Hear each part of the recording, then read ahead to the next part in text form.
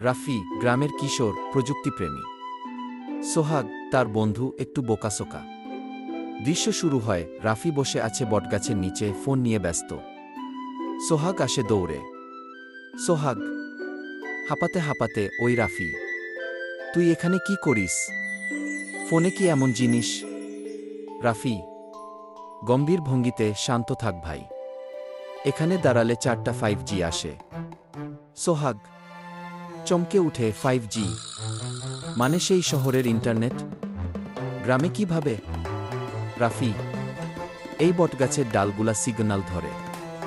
আমি গাছটার নাম দিচ্ছি ওয়েফে ট্রি। সোহাগ মাথা চুলকায়, তাহলে তো এই গাছের নিচে ক্লাসও করতে পারি। রাফি হাসে, কর, কিন্তু কাকপট করে দিলে আমি দায়ী না।